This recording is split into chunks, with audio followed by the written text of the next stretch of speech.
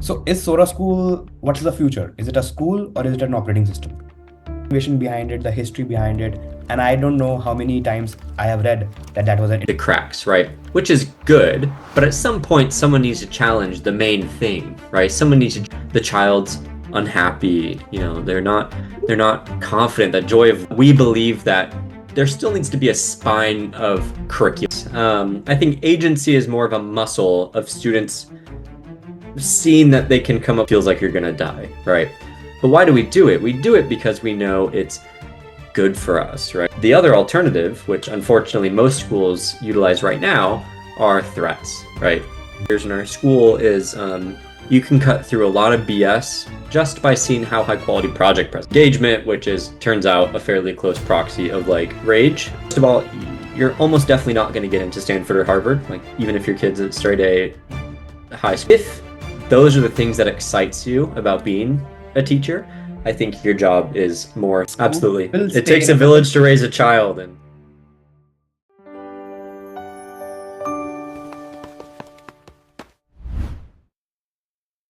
Hi guys, I'm Avinash Bansal, co-founder of TomoClub, and today on our podcast series, The Learning Shift, we have the founder and CEO of Sora Schools, Garrett Smiley. In this AI-driven world right now, I think the most scarce resource of education, which was knowledge and student record keeping and data analytics, it is no more scarce anymore. And it's about motivation, judgment, agency, which needs to be more meaningfully solved. And that's what Sora schools are up to. And today I'm very excited to have you on our podcast, Garrett. thanks for having me. This will be fun. Absolutely. So, when I was researching about you, I understood that you are trying to build more around agency first school. We're also going to be talking about how parents are changing, how students survive with greater autonomy, how genuine learning is happening, because not apart from just engagement numbers, and what type of education or what parts of education still should still be human, deeply human. So there's a lot of interesting conversation that I am excited about. But before, if you can introduce yourself to our audience, that will be great. Yeah, hi, I'm Garrett Smiley. Like you said, I'm founder CEO here at Sora. We started as just the quick history. We started as a private online school. Our mission was to bring a different type of education, this project base, so students are working on real world contexts and challenges and building things they're proud of, kind of taking that approach to learning and combining it with the best tools that companies were using to kind of do remote work. So Zoom, et cetera, et cetera. So we wanted to create kind of a new generation of online school to expand access to this type of education. And since then, we've grown that private school to 48 states and 17 countries, which is amazing. But now we're doing more and more work to show other schools, especially public school districts, how they too can set up this style of education using our our curriculum, our software, our professional development, our training, all these things to do it with fidelity because we just believe that students and families need more high quality options, and that should be an inherent part of how a public education system thinks about their job, offering different high quality options all under their roof. So that's kind of what we're more, yes, we're still growing the private school, we're still setting up micro schools, but I'm thinking more and more about our public school impact work. Wow. No, that makes sense. Though I want to ask you a question, maybe it might be too early, but so is Sora School, what's the future? Is it a school or is it an operating system? Fantastic question. I still think of us as a school because our DNA is in running this full stack school program. Yes, it's online, but thinking about how all the pieces fit together, right? That's really where the magic of a school comes because it's about practice just as much as it's about curriculum. It's about the practices, it's about the culture, it's about, all of the things that fit between the classes are equally important to create a high quality school. So we've spent the last 7 years obsessing about that. So when we go work with a public school district or a charter network or even one of our private micro school partners, yes, they are kind of providing the cultural know-how, they're providing the campuses, they are providing the physical infrastructure, but we obsess about every detail of that, even if they're not our teachers who are bringing it into practice. Okay. So the first thing that comes to my mind that it must be a very hard sell. So, for example, we all know the school design, the initial basic design of a school, the motivation behind it, the history behind it. And I don't know how many times I have read that that was an industrial era outcome and it was meant to create an average person. But if you talk about right now, and don't take me wrong, all teachers and administrators work beyond their capacity. And sometimes I feel that they're bound to be failed because of the system design in itself. And though they're buying new programs, they're buying new technologies, they're trying to make more choices for students, they're providing better training. There's so many better analytical tools that they have at their, I would say, disposal. But the argument is still the school design needs to be deprecated and a new model has to be brought in to enable this.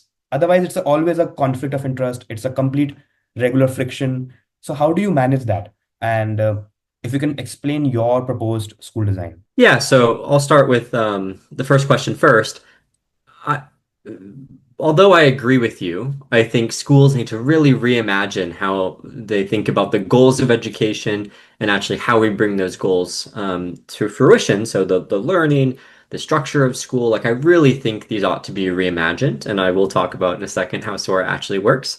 Um, but we don't take that harsh of a line with our partners because, frankly, like these big changes take a while, and I think they necessarily should be born out of the desires of families. So the majority of families today want something that looks traditional, right? But that percentage of families who want something very traditional is dropping. So I think this is just about a realization from the whole industry that either the traditional institutions of education, public schools namely, can either see their impact drop a few percentage points per year, like a lot of public school districts in the US have been seeing 5-ish% enrollment declines over the last few years. Like that will probably just continue, driven partially by demographic changes, fewer babies, all these things, but also just because more and more families are choosing alternative options, right? They're choosing homeschool, they're choosing online school, they're choosing all these things. So what we say to our partners is we just have to slightly reimagine the role of public education. And we need to say for the families who want something traditional, 5 days a week in person with the test, the thing that we've been doing for hundreds of years, the Netflix style high school experience, we can keep doing that. And you should keep doing that because it's what some families want. But you should also create new programs that scratch the itch that other families are looking for. And that's where we start to talk about schools like Sora. So to answer the second part of your question, how Sora actually works. For the last 7 years, as I mentioned, we've been developing kind of from first principles from the ground up, a school that is designed around students attacking real world challenges and building things they're proud of, right? So in education speak, this is an interdisciplinary, inquiry-based, project-based environment, right? That we sprinkle on some mastery-based assessment in there, right? So a very different style of education. To go one level deeper, our students are usually enrolled in 3 core classes at a time. They're enrolled in a STEM class, a humanities class, and a math class. And each of those are kind of themed. So STEM class might be like, build a Martian civilization. Humanities class might be, what is one we're running? Or math class, I just saw one where we're running on using math to see what better means in sports, right? So kind of sports analytics. So we put these real world contexts that students can choose. There's multiple different options. And then, yes, there's still some direct instruction sprinkled in with some Socratic discussions. It's just an active learning environment. But at the end of every 12-week cycle, it is being pulled toward a student-directed project where they take what they learned, the standards they learned, apply it to the context, sprinkle on their interests, and kind of create their own special project that demonstrates their learning. They present it to their peers and defend it, right? So that's kind of the overall flavor of a Sora education. As you can tell, it is quite different in structure, but it still satisfies all the standards, all those things that public schools need. So what we've been doing, to take this one step further, what we've been doing is public school districts are coming to us, combining those two insights. They're saying, okay, we're seeing more and more families ask for something different. ask for something more flexible. So how can we as a public school district learn from Sora's example? And that's where this work of taking everything we've learned, building the private schools or private school network, and bringing it over, kind of plugging it into all the rules and regulations of public school, and what I'm very happy to see having that then increase enrollment and percentage of students that the school districts are serving. Okay. Well, that's very interesting. Congratulations on that. But again, what I could hear from you, is it an extension from the core curriculum that they're doing, or does it cover that too? Nope, we think that this should be the core of school. Too much of innovation and education, in our opinion, which is good and necessary. I'll caveat with that, but 99% of energy historically for education innovation has gone toward like sprinkle this into the cracks, right? Which is good, but at some point someone needs to challenge the main thing, right? Someone needs to challenge the McGraw-Hill textbooks that you're buying, right? And so really what we're trying to do is we're creating a new core sequence of education and kind of leaving the extracurriculars alone. We have at our private schools, of course, we run our own extracurriculars and they are incredible, but that's not the secret sauce of Sora. And so when we go work with a partner, they can run their own football program and they can do their own drama program. That's their thing. We're just replacing, kind of like an IB program does. We're just replacing Yeah. that core sequence. Okay.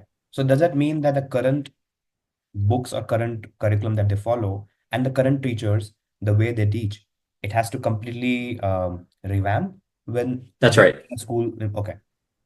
But it's very importantly a subset of families. So we are not adopting schools. We're not saying, like some other innovators of the last 10, 20 years, that they showed up and they said, this is now a blank school. You're doing things differently now. That's really challenging for families to kind of wrap their heads around because they thought they signed up for one thing. Hmm. Faculty also thought they signed up for that thing, and then it switches.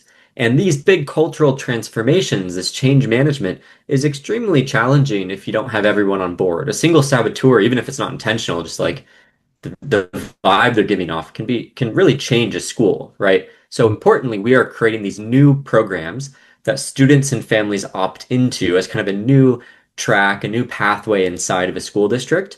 And we are providing that blueprint for how they do that. Actually, very interesting. So in one of my nephew's school, um, Microsoft came in with a similar kind of like a proposal in which they had like in sixth grade they had three sections. So Microsoft came in and said that we'll create another section, and that section will only be for Microsoft controlled entire experience, in which there'll be different teacher, different classroom, but it's a school within a school kind of setup. And in my opinion, it left my sister, who asked me like, what should I do about it? And she was more divided than ever, because it was such a hard call. And eventually, I think it didn't work out, and they had to roll back the entire program. So, don't you also face that kind of a challenge in which it lands up parents more confused than ever? That's such a good question. What I think we need to do better at as an industry, now that these different school models are going to proliferate, I hope it's starting to happen. I think it will only grow. Let's imagine that a school has, this is also true, by the way, in schools with magnet programs and kind of these options that already exist. I think we need to do tasters better, right? We need to do families can come, they can experience what a day in the life is like. We can be just a lot more intelligent and welcoming as educators about articulating those differences and letting them actually dip their toe in the water, right? And then once they actually have put both feet in, they need to be able to get out of the water. They need to be able to choose a different school model without it totally wrecking their experience. And then once that's true, I see this really, beautiful buffet of options where it's the school district or it's the educator's job to make sure that all of the options they're offering are high quality, right? But they are offering a bunch of different options, right? And so when kids and families' needs change, they can hop from one pond to another, but they don't need to leave the institution of public education, right? That's kind Yeah. of how we're conceptualizing it now, but I very much empathize with, I believe it was your sister, that feeling of, oh my goodness, how am I just supposed to take a leap of faith on a brochure I was provided, right? Yeah.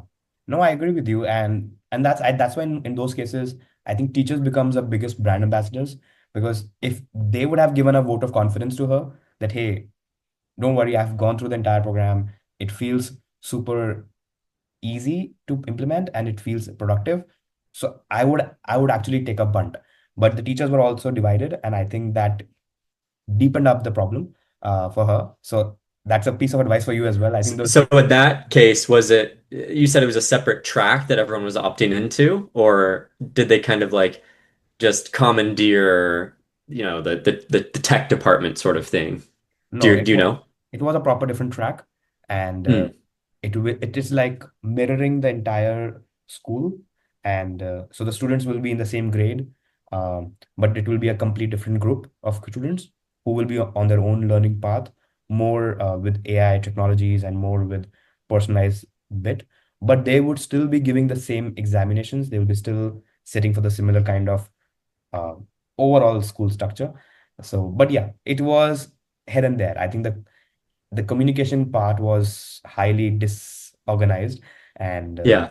there were more questions But than it's not dissimilar from what we're doing. So it's interesting, but I think the important difference is uh two things. It's important to just very clearly articulate the difference. And yeah, then also, I think it's important to recognize, maybe this wasn't the case for your nephew, but what these programs are powerful for are the average student who's not loving school, yeah, they're not on track to be the valedictorian. Their family just wants them to become re-engaged with learning. They just want them to be happy and they just want them to feel confident and proud of themselves, right? So it's really meant to be, if traditional school is working, it's pretty hard for me, even as someone who deeply believes in an alternative style of education, it's pretty hard for me to advise them to jump because it's working for them, right? In some capacity. But when you start to see those cracks emerge, when you start to see the child's unhappy, they're not confident, that joy of learning is leaving their eyes, that's when having another option within the school can be like a genuine lifesaver, right? right. What do you think about alpha schools? They are coming up with their own full-fledged school, and they're acquired like a greenfield school, and they're acquiring parents for that model. Uh, Yeah, I think it's awesome. I think it's exactly what we need more of. It's great to see smart people thinking differently about education. I think it's a certain type of school for a certain type of kid, just like all schools are, right?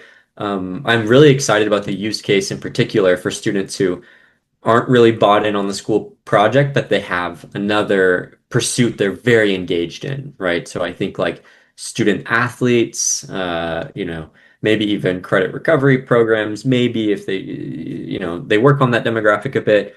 But this like giving students time back, compressing the school day, and being very utilitarian about standards mastery. Is absolutely better than having a disengaged student, right? And when yeah, you hear Alpha School talk about it, like at their open houses and such, they said the initial impulse of the school was talking to middle school boys who, when they asked them, "What do you like about school?" They're like, "Nothing. I hate school." They're like, yeah, "Okay, if I make school just 2 hours a day, will you give your best effort if I leave you alone the rest of the day?" Right? And like it or not, as educators, that's a sentiment that some students are going to resonate with. And that's the beauty of having multiple different school models, right? How Sora is a bit different is, for a different type of family. That's why I hope they can try both. We believe that there still needs to be a spine of curriculum, right? So it's not just plugging gaps in understanding, like this test-driven, if they don't know FOIL, let's do an exercise on FOIL today and then jump and do, grammar exercises. Like it's not just this emergent plugging of gaps on your knowledge graph. Um, we believe that it should be a spine of curriculum around this real world challenge that students really immerse themselves in, try to understand this thing, see why the learning and standards are relevant to it, and then build kind of a more ambitious, bigger project over multiple weeks that they're proud of, right? So it's a mhm, different sort of thing. And then I think ideally, at least in Sora's model, that sort of adaptive learning AI is still a part of it, but it is in support, right? So it is maybe a third or a fourth of the school day that is plugging gaps, that's, extending lessons in a very individualized. I think you can differentiate learning and plug gaps in these sort of things programmatically, just like Alpha School is doing. It doesn't have to take a brilliant teacher to notice something and then assign a student an extra worksheet that the student doesn't even want to do, right? So I think that's a very interesting, innovative part that Sora is also implementing. No, makes sense. And I always believe education is never a zero-sum game, in my opinion. So more players is always better for the entire industry Exactly. in that way. Yep. Uh, and whether it's ESAs and people able to directly pay for the services, which has led to a huge increase in private schools, especially in Florida and Arizona kind of states. Um, so you mentioned about two parts, which really get me excited. One is disengagement, and one is about agency, which where there is not kids left to do anything they want, but more like a structured spine. So coming to disengagement first, um, as I was reading one of the argument you said that disengagement is often a failure of the school rather than the child. Um, but after 6 years of working in this school environment, where do you think your model is still lacking in engagement, or what has that taught you basically about the limits of school design? Where is the places where you think we are still lacking and you're trying to fix? hmm Yeah, a couple different places. I think um, first, Sora's designed to get better as we get bigger. And the way that we do that is we want to offer as many different class contexts choices as possible, right? So, yes, students need to learn biology ninth grade, let's say, or something like that. I would love for there to be an option to do it through. We have one called like Creature Creator, where they're designing their own creature, kind of CRISPR sort of vibe.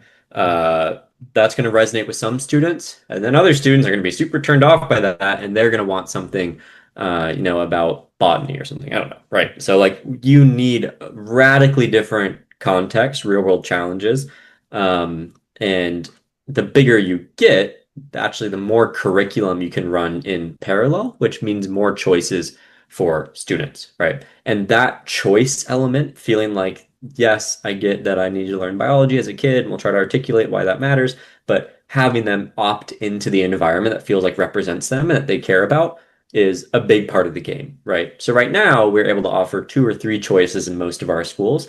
Mm. There aren't just two and three types of kids, right? There are 10 and 20 types. So I hope as we grow, we'll be able to more readily operationalize that. No, makes sense. Plus, I would say it's still better than one, which is such a standard thing right now. And Yeah. also about the autonomy part. So you do mention about agency a lot, and in my opinion, there were few things that I loved learning, but there were a lot of few things which I didn't like it. But I had to still grind through it because otherwise, it's whenever it's difficult work or an unfamiliar work, it's easy to just fall out of it, right? So, what have you learned about distinguishing between developing agency from a student simply choosing the most comfortable path? You know, how do you make sure that it's a balance of agency and grit? Yeah, I think they're kind of two different things. I think agency is more of a muscle of students seeing that they can come up with ideas and then bring them to fruition, like in the real world, right? So that's just an experience, a muscle, a confidence that students develop, and that's where I think this sort of intentionally ambiguous project-based learning is so powerful. You give them the constraints, you give them a context, you give them the standards, and then you support them, scaffold them, but it's really on them to bring something into reality that they're proud of, right? That is a high agency style of learning that will prepare students with, just a lot more confidence going into adulthood, feelings of usefulness, right? So that's one thing. That's agency. On grit, I think grit, yes, it's also a muscle, but that's downstream of meaning. So if there's so many uncomfortable things that people choose to do. I'm coming back from the gym this morning. It's not easy or fun Yeah. to lift a very heavy weight in the moment, right? It feels like you're gonna die, right? But why do we do it? We do it because we know it's good for us, right? We have all this research. We want feelings of progress. We want to be healthy for our families. We want don't want to fall down and break our hip when we're old. Like there's all these feelings of why it matters that is more than enough to push us through the challenging thing, right? So I think learning is the same way. Effective learning necessarily needs to be challenging. Your heart rate's going to increase. You're going to sweat. You're going to struggle just like at the gym. That's why there has to be this underlying meaning and purpose. Without that, students probably won't persist. The other alternative, which unfortunately most schools utilize right now, are threats, right? Yeah. They say do this or else. It's like go to the gym and max your deadlift or your future's ruined, right? That's like how most students feel right now, which is very uncomfortable on both sides. So I really want schools to shift from this high stakes model that the meaning, it's negative meaning. It's like to a more positive freedom of like, here's why it matters. Here's how it's connected to your goals. Hmm. No, I agree with both the parts, and I'm glad you could differentiate both because that's my first feeling. Autonomy sometimes means like leads to stubbornness or being lazy about it. But yeah, thank you so much for defining that. Now I want to really touch upon the learning part. So you did mention about different strategies, whether it's projects, whether it's discussions, and other things. Which part of that experience you think does the most important work in producing a durable learning? And how do you distinguish between genuine understanding and from engagement metrics? Because they tend to sometimes uh, be used very loosely. So how do you define how does learning happen at Sora? What is the most durable part of it? Yeah, there's a bunch of leading indicators that we can and should track. Formative assessments, student engagement in class, the quality of questions in class. Like there are a lot of things that we ought to measure. But what I tell everyone, all new administrators in our school, is you can cut through a lot of BS just by seeing how high quality project presentations are, right? How excited the students are, how different the projects are from each other, how well they can articulate how the standards fit into these projects, why they made the choices that they made, right? How proud they are, if I didn't say that already. Like that is so much of the purpose of education. And it's not the entire thing. Like I said, we should be measuring class engagement, quality of breakout discussions, all these things as leading indicators. But if you had to choose one thing to pay attention to as an administrator, it's those project presentations. Okay. No, I also believe whenever I read about Bloom's taxonomy, I think the final stage is usually about the building, so that kind of encompasses all the previous stages. So I think building is the most relevant metric to define whether the skills are actually imbibed and being able to implement and able to explain yourself and others, especially in a group setting. So yeah, I absolutely agree with you. Coming to the last aspect of personalization. Uh, in my opinion, whenever I look at these massive social media companies, right, or any data analytics company, they do have a medium to capture real-time data, which through which they keep on improving my context for them. And because of that part, they're able to personalize my product experience, my advertisement experience, or whatever you may call it, which is highly away in education, right? So how do you explain how does it happen at Sora Schools, in which you are capturing data, uh, creating an analytical model, and also most importantly putting a feedback loop so that the next content that the student is consuming is also more personalized. So how do you because that is most closest to a one-to-one tutoring by a human. Mhm.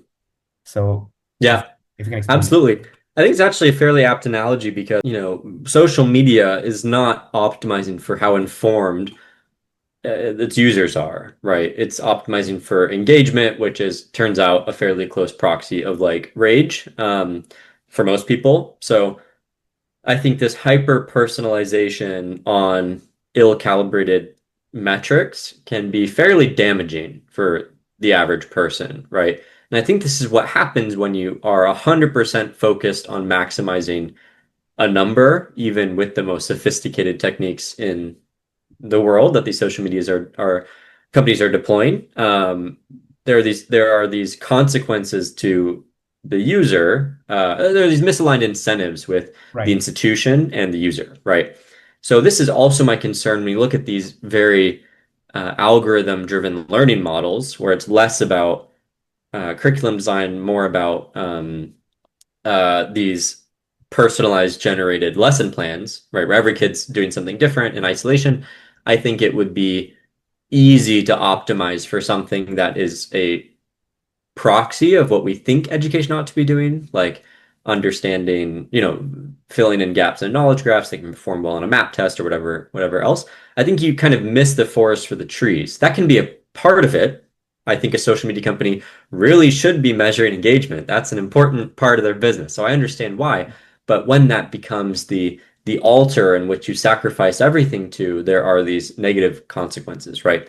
So that's why I bring up before that I think these algorithmic lesson plans based on students' understanding, past performance, retrieval, connections between subjects, connections to career. Like there's a bunch of different things that we can and should be doing on a personalized basis, but it should be in support of well-designed curriculum that is on a longer time scale than one day and even a longer time scale than one week and one month. It's pushing toward an outcome you're trying to see on like a 6 to 12 week basis, and that's the project, right?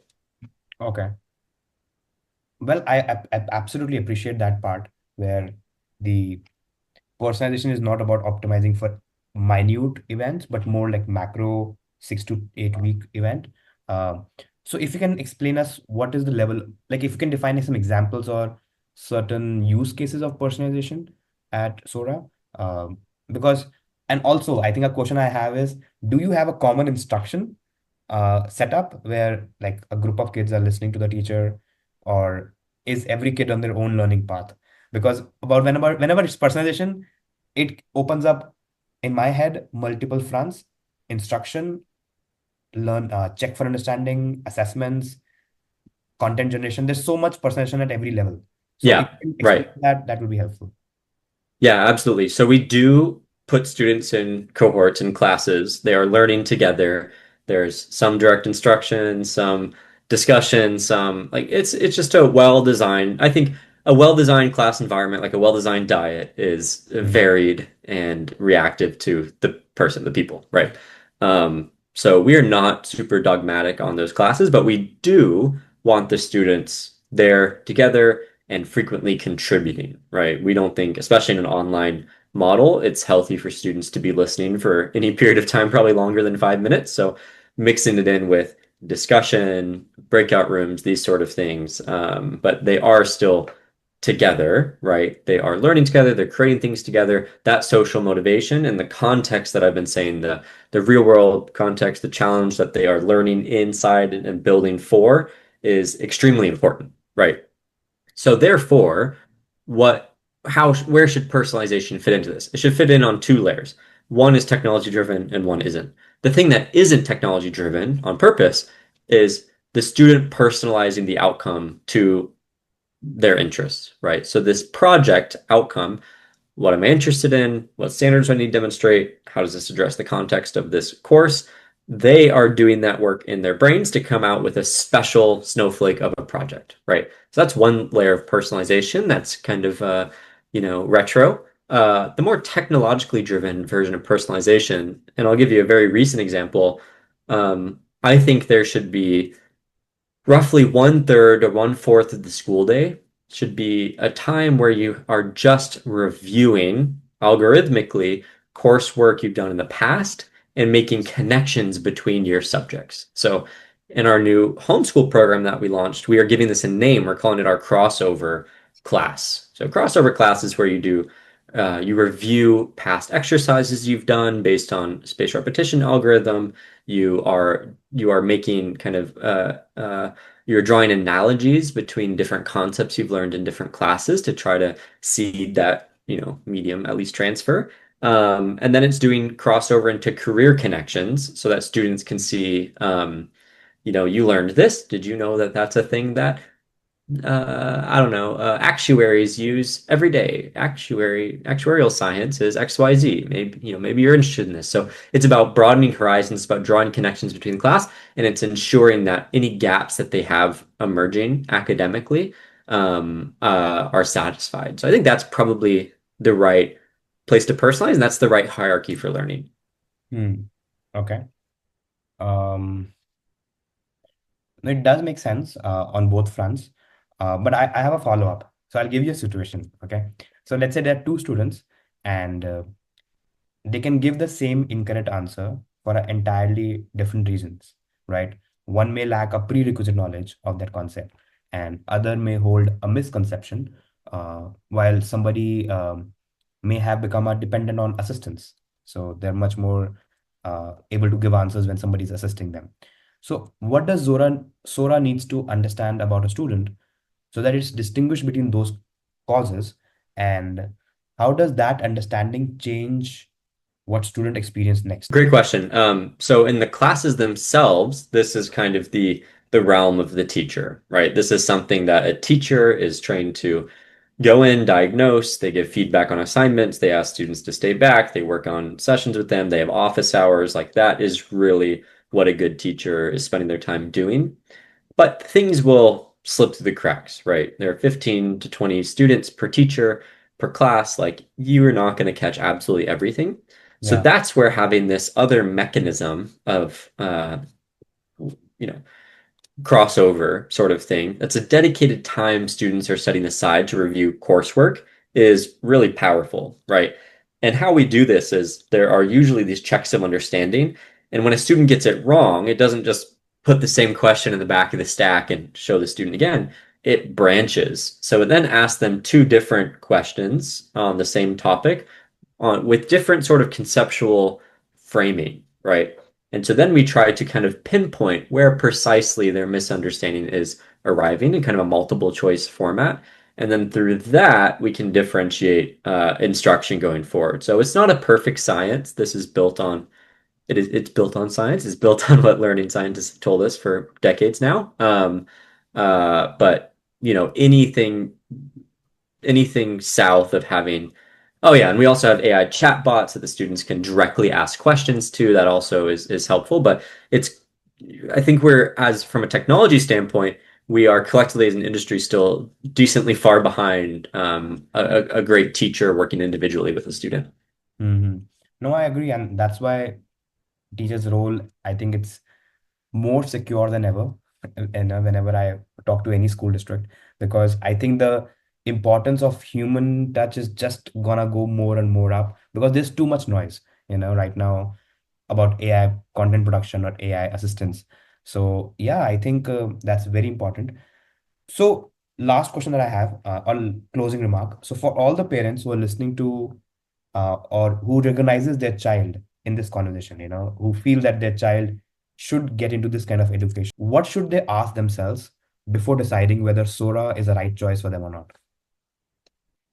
Yeah, I think we always say it's important to parent the kid right in front of you, right? So every kid is different. If a kid is thriving in traditional school and has a sense of direction and confidence, like don't change anything, right?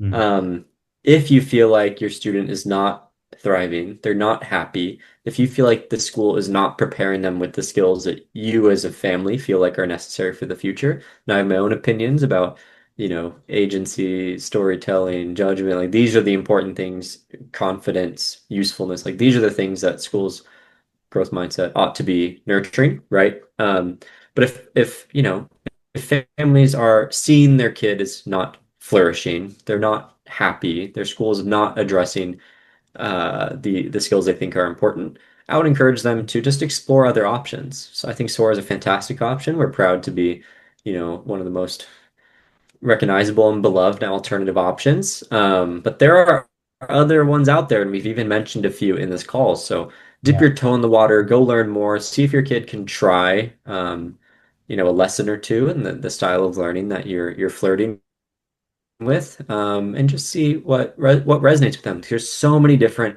pathways to success. That's something parents don't also fully appreciate. There are, First of all, you're almost definitely not going to get into Stanford or Harvard. Like even if your kid's a straight A high scoring student, that's just how it works in life. But you can get there from any path. There are homeschool kids that get there, private school, public school, like whatever. If you find a place your student is thriving, you're not likely closing any doors for them. So really emphasize, really focus on finding a place where your kid is flourishing. No, makes sense. Absolutely. So thank you so much, Garrett. Any other last comments you want to do about future of education or about AI? Anything that you think we haven't discussed but should have brought up? Yeah, you gave me a thought when you said teachers are more relevant than ever. As a fun little sidebar to close this out, I've been chatting with a lot of people about the long tail of AI in education, right? What's going to happen?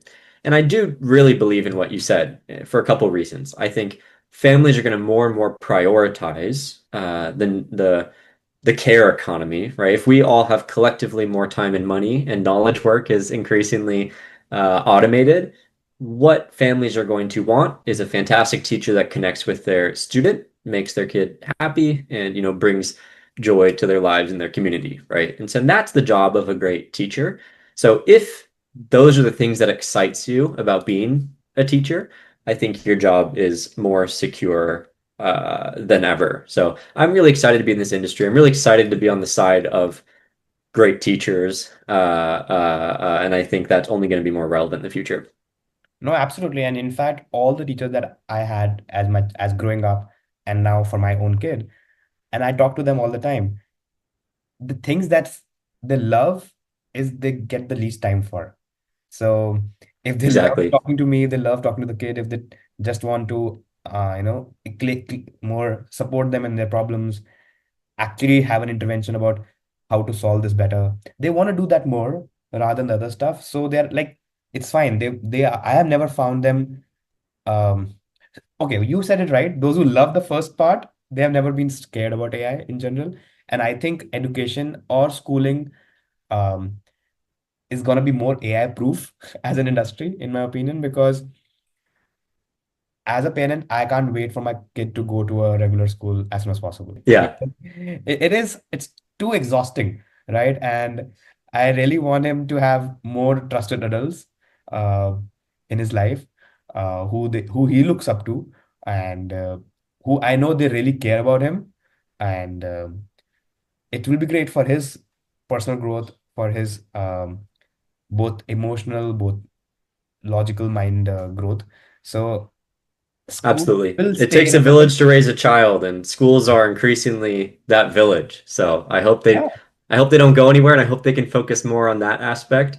But if teachers are, if they've considered their role as orators and, deliverers of textbook content, like I do think now would be a time to re-examine the profession, but I don't think that describes most teachers. it doesn't. It doesn't. They also don't like it.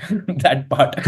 I've met some theater major types who just love performing and I think that's also more of inertia because you've been asked to do something and it usually covers 80% of your day, and now you are kind of set in the path so much that that's what your role defines in your head. And I think that's gonna change. It's gonna take time to Yeah, change, I right? think you're right. I think you're right. Yeah. That's But my Garrett, closing fun remark.